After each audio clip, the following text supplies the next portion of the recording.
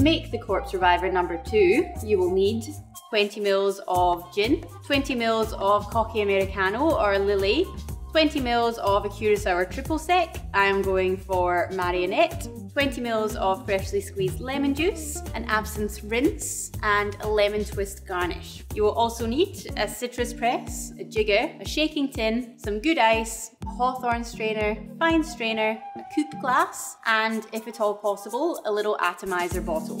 So as always, let's do our garnish first. Cut a little twist off the lemon skin, and then you want to go back and take off as much of the bitter white pith as you can get off. Now to actually build the drink, start with your lemon juice, 20 ml, 20 ml of Cocchi Americano, 20 ml of our orange liqueur, and 20 ml of gin.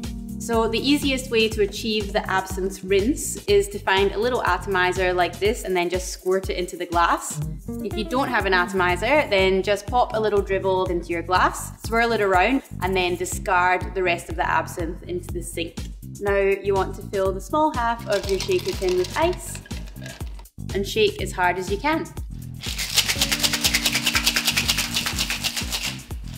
Give it a little taste.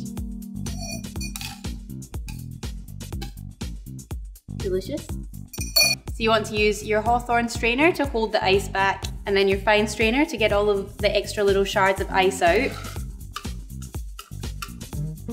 Give your garnish a little twist over the top of the drink to get those lovely lemon oils all over the surface.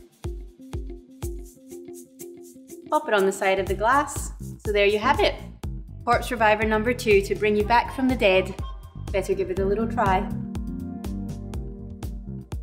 That is such a delicious drink. I actually kind of wish I was hungover to really make the most of it.